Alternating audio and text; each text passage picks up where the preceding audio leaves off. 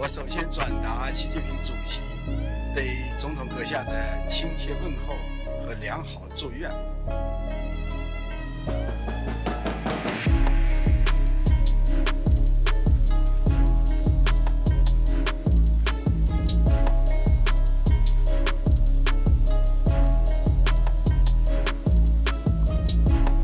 Hubungan Indonesia dan China kembali menunjukkan penguatan strategis melalui penandatanganan 12 nota kesepahaman atau MOU yang mencakup berbagai sektor penting, mulai dari keuangan, industri, investasi, hingga sosial dan lingkungan. Disaksikan langsung oleh Presiden Republik Indonesia Prabowo Subianto dan Perdana Menteri China Li Qiang, dan penandatanganan dilakukan di Istana Merdeka Jakarta pada Minggu 25 Mei 2025.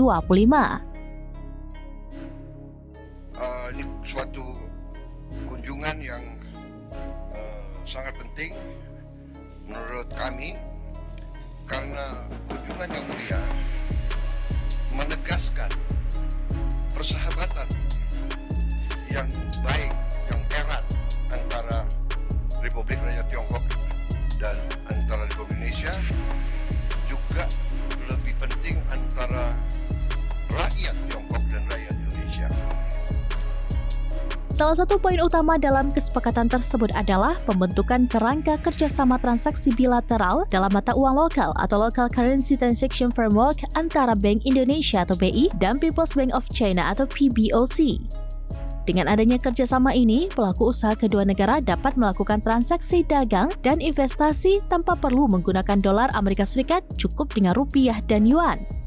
Langkah ini diharapkan memperkuat stabilitas nilai tukar, mengurangi ketergantungan terhadap mata uang asing, dan mempermudah hubungan perdagangan langsung antara kedua negara.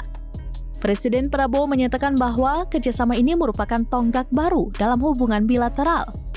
Sementara itu, Perdana Menteri Li Qiang menyampaikan bahwa China siap mempererat hubungan dengan Indonesia melalui kerjasama yang saling mendukung dalam mencapai pembangunan dan modernisasi bersama.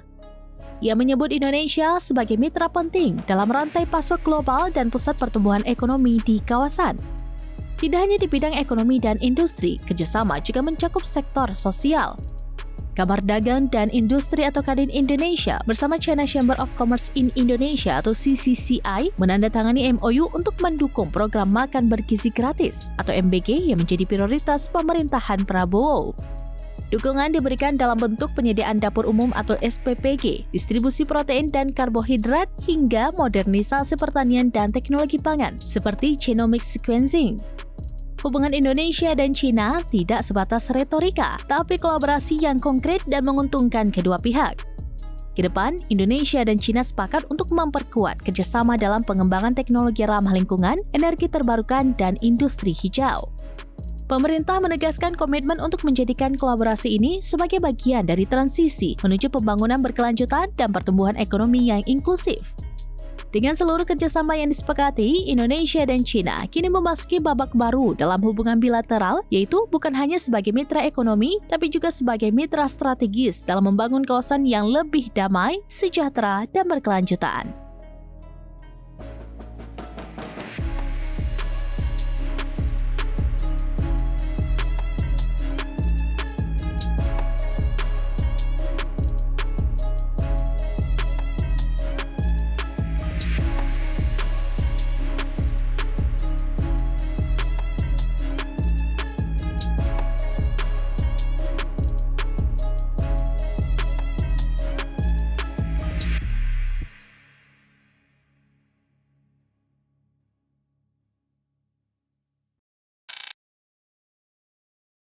Download Tribun X sekarang, menghadirkan lokal menjadi Indonesia.